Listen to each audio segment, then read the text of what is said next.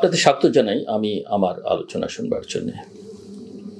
শুরুতেই আমি যে কথাটা বলতে চাই সেটা হয়তো অনেকেই পছন্দ করবেন না, কিন্তু তারপরও রাজনীতির ছাত্র হিসেবে রাজনীতির সঙ্গে বসবাস সূত্রে একটা চিত্র আমি সামনে দেখতে পাই, এবং সেটা শুনলে অনেকে আমাকে একটু বাঁকা চোখে দেখবার চেষ্টা করেন।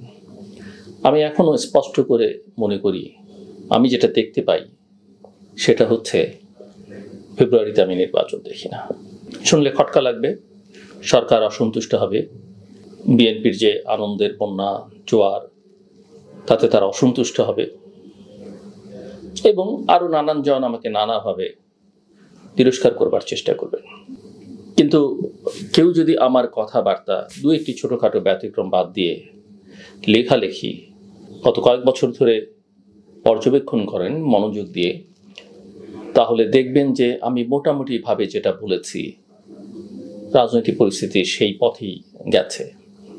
এমনকি বিএনপি নেতারা অনেকে বিশ্বাস করতে চাননি, তাদের সঙ্গে আবার প্রায় নিয়মিত ইন্টারাকশন হতো, যে শেখ হাসিনার সরকার কিভাবে বিদায় নেবে, বিদায় যে নেবে সেটাই অনেকে বিশ্বাস করতেন না।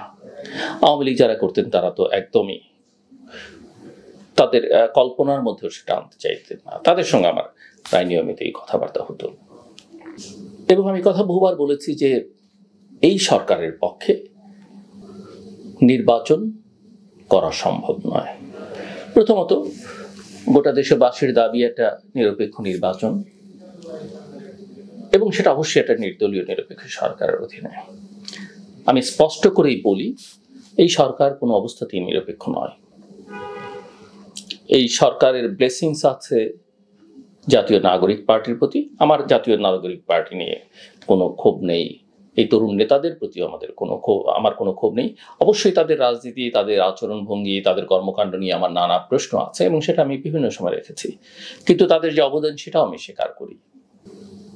এবং আমি আমার বহু আলোচনা এটা বলবার চেষ্টা করেছি যে এদেরকে যারা বিপথে পরিচালিত করেছে, বিভ্রান্ত করেছে, আমি তরুণদের চাইতে তাদের পেছনে থাকা দেশে বিদেশে যারা আছে, দেশের ভেতরে আছেন, বিদেশে আছেন, বিদেশ থেকে দেশে এসে যারা এদেরকে বিভ্রান্ত করেছে, আমি তাদেরকে বেশি দোষ দিই। দ্বিতীয় কথা হচ্ছে, এই সরকার আসলে একেবারেই সক্ষম একটা সরকার নয় একটা ভালো নির্বাচন করবার জন্য। রাগ করতে পারেন, অসন্তুষ্ট হতে পারেন, অ্যাকশনও নিতে পারেন আমার বিরুদ্ধে, কিন্তু এটাই বাস্তবতা। যে ধরনের অভ্যুত্থান আমরা 2024-এর জুলাই আগস্টে করলাম, পৃথিবীর ইতিহাস বলে এই ধরনের অভ্যুত্থানের